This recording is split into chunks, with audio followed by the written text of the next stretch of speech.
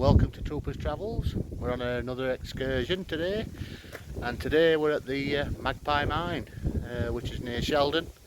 So I'll just spin it round, I'll just show you a bit more. The Magpie mine, I suppose you can go that way if you want, but I'm going to go through the narrow style. We are breaking my neck.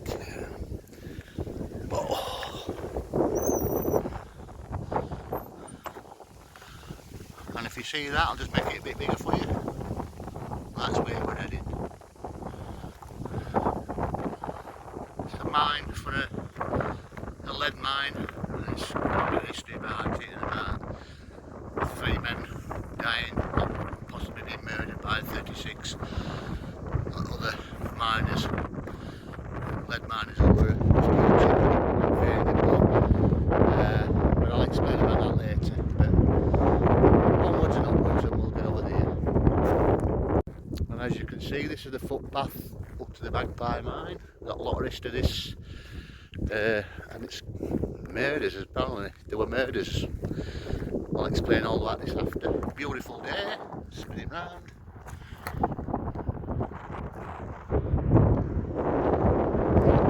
And not a cloud in the sky, well, not a rain cloud in the sky. So we'll have a wander down here, and it's free. It's free.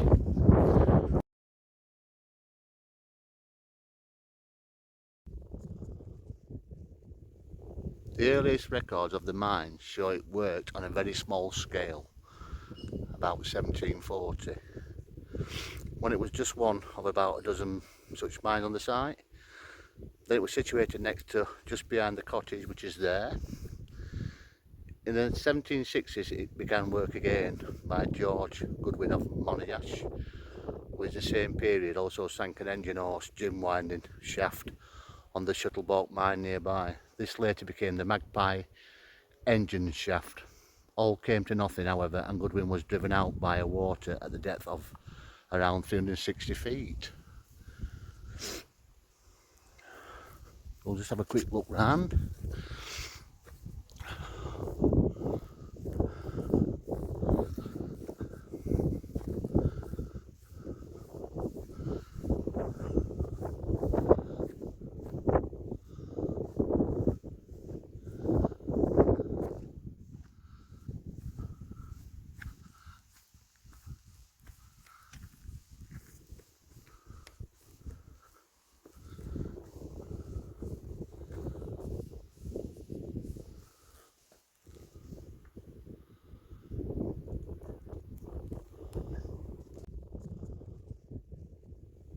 The earliest records of the mine show it worked on a very small scale, about 1740, when it was just one of about a dozen such mines on the site.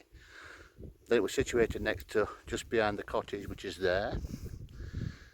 In the 1760s it began work again by George Goodwin of Monash, who in the same period also sank an engine horse gym winding shaft on the Shuttlebalk mine nearby. This later became the Magpie engine shaft.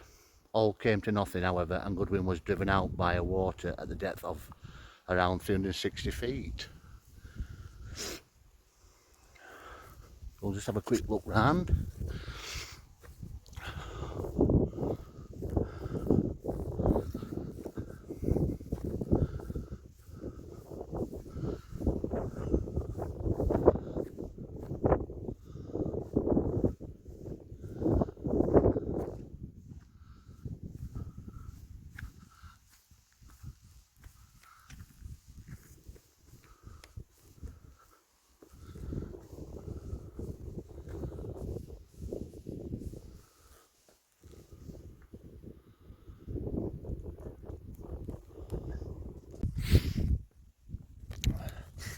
And this is the Red Soul shaft. The Maypit and Red Soul disputes what happened here between 1824 and 1835. I don't know if you can see that, I can't really get close, I don't want to drop my phone. But down either side of there, there's some like little ledges. And that was like a tramway. That's a tramway to there. So that was a tramway what ran.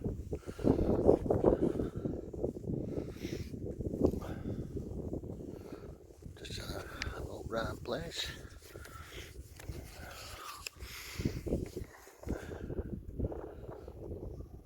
This was the dirty red soil vein, lead vein, so it must have run parallel with that.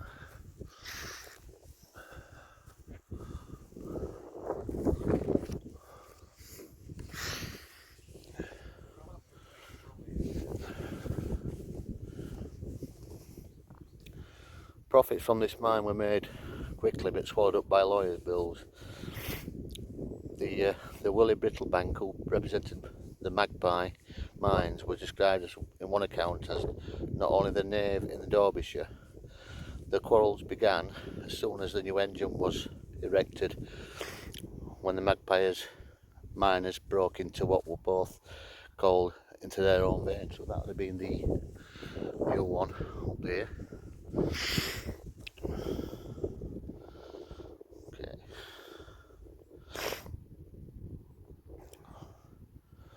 So I'll do a bit more information shortly. So obviously this red soil shaft, obviously it's part of the Murders Underground story. The notorious Magpie murders apparently took place in 1833 over ownership of the veins. Miners lit fire underground to try and smoke out the opponents. 3 miners were killed by the 36 miners who were underneath and were put on trial, which they were acquitted technically in Derby Crown Court. However, the victims and widows placed a curse on the Magpie mine. After that, it were never profitable, and the curse was also blamed for a series of accidents and deaths. Whether or not that's true with the curse, but this is what caused the problem, because they were both on the same vein. Magpies got it because somebody on jury initially, so it was never claimed whose it was. But it's been worth a visit. I've enjoyed it, and it's a freebie and all. But like I say, I'll put the postcode on later on, like I said previously, and then you can have a nose if you ever fancy it. But they've done a lot of work. That's the workshop. That's used to be who used to own the land. They don't do tea and coffee here, by the way, and that's the tramway what used to run. Obviously for the iron ore or the iron ore.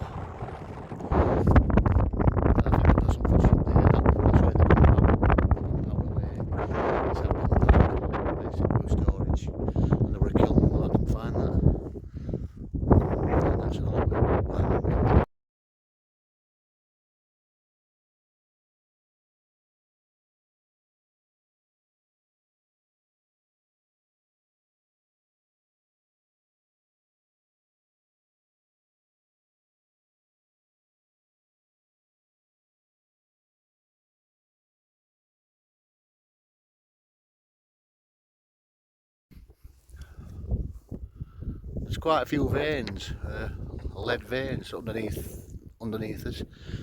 There was the dirty red soil vein, which were lead mine. There was the great red soil vein, which is the top side up there. There was a ball vein, the Magpie vein. I'm not sure what this is. It's just an air shaft. I'm not sure. So have a look anyway.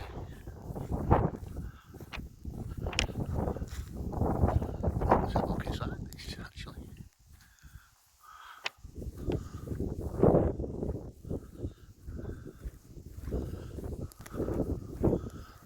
There's a little hallway there as well. Let's have a look. No, it's not. It's sort of, must have been an air shaft there.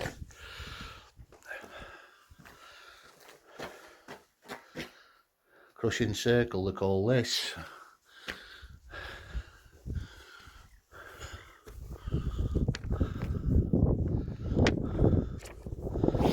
But they reckon one of the miners who were in dispute, the Magpie miners' wives, put a curse on this. So legend has it, not looking very smart is it, weather again, but we're not raining.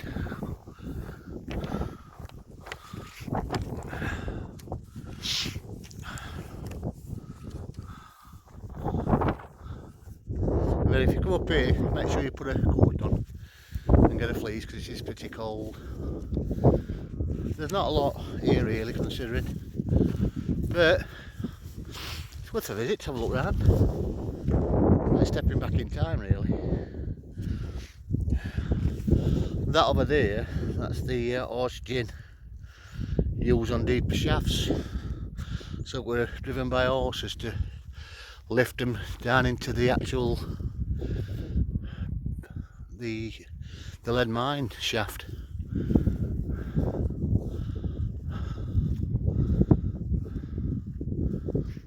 We'll have a look at this anyway shortly.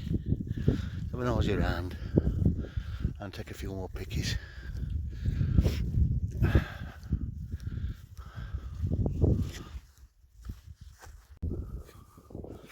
Back to the story about the murders at Magpie Mine. It was unfortunate a short while later when the Magpie called their cross vein broke into what considered the Great Red Soul vein. It was however difficult for either side to prove the surface that it was on and the same vein for the 3 years. One of the other sides were adventurous, called informant jury in the hope of the favourable ruling, only to find the other side had placed obstruction legally prevent access. By 1831 both sides were engaged in various acts of minor violence and had sentences to the surface and underground, and not frequently frequent flights of torn and straw to drive each other out. In 1833 the inevitable happened and the 3 red soil miners were killed and some were other injured by sulphur fumes created by the Magpie men. So basically it went to court. For 6 months 24 miners were held responsible for murder, but they were acquitted because they couldn't prove who'd lit the fires. So it was all to do with this. But we'll have a little look round and have a nosy around now these main things. Right, up to the Magpie new engine, built in 1840.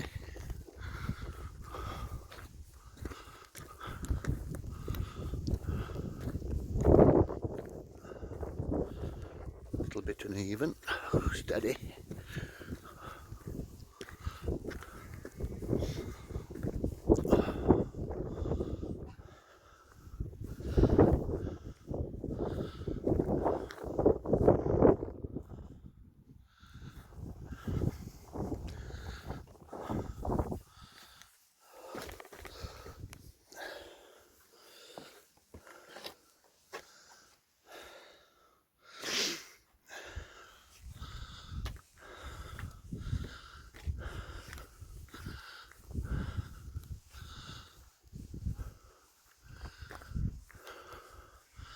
An old winding reel.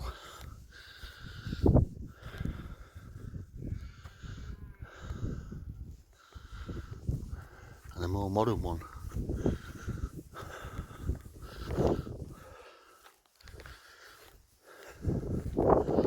That's one second down shaft.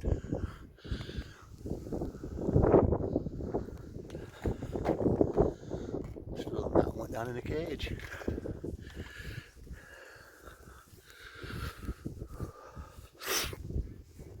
Another winding wheel there.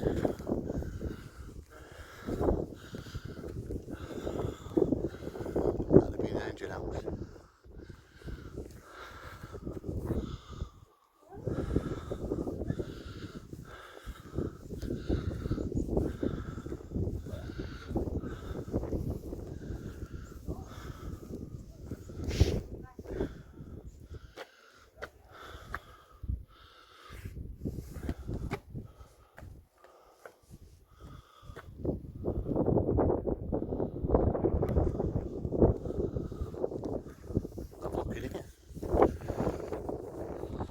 shaft.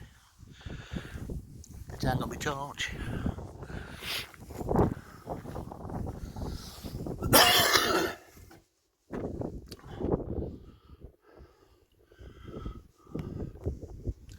How many floors? 1, 2.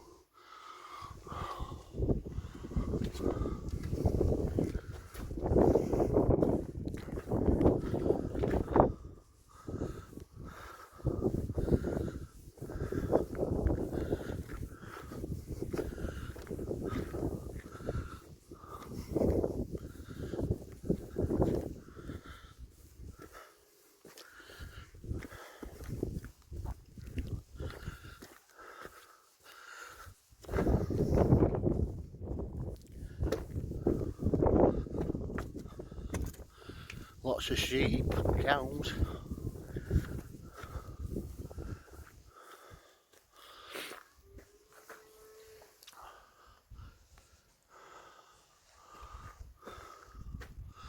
And some millstones as well here.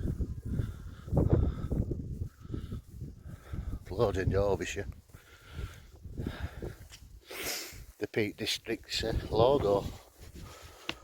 Make us way up to the horse gin. This is a replica of it, so we'll have a look at it.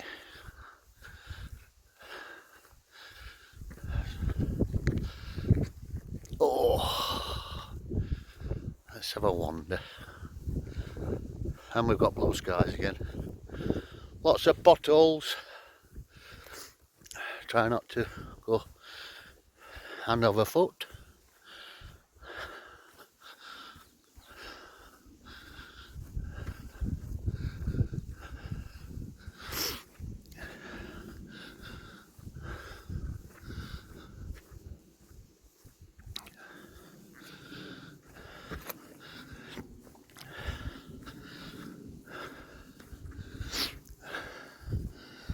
Another shaft.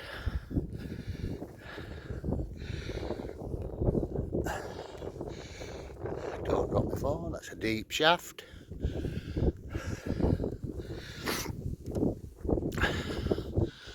So this is a replica of a thing called a horse gin. We used to wind the lead ore up to the surface. It's just a replica.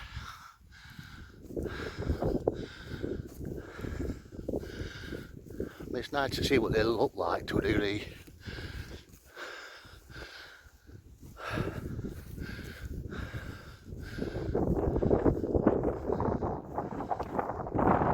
Another shaft here.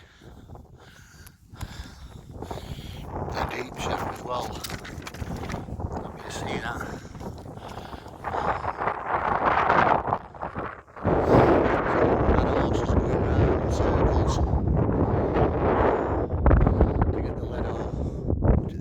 From mine. I think that guys, it was about, went down 390 feet, the shaft. Very impressive to say it's just a replica.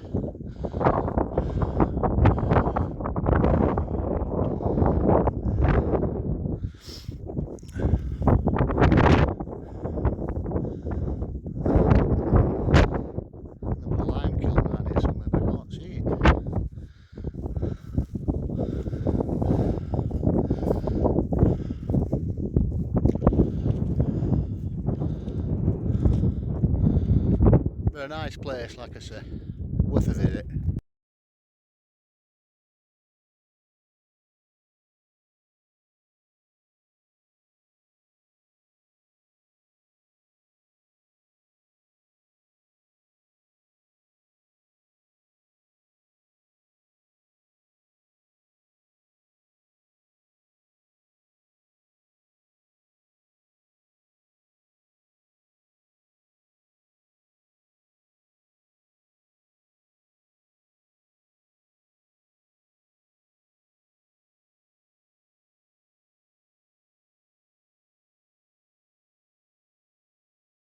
Well, that's the end of the video. Magpie mine, if you can see in the background. Well worth a visit. It's near a village called Sheldon. like I say, I'll put the postcode up at the beginning and maybe at the end. Thank you for watching. Okay, like, subscribe and share and tell all your friends. It's all good fun, out and about, but for now we'll say cheerio. Bye.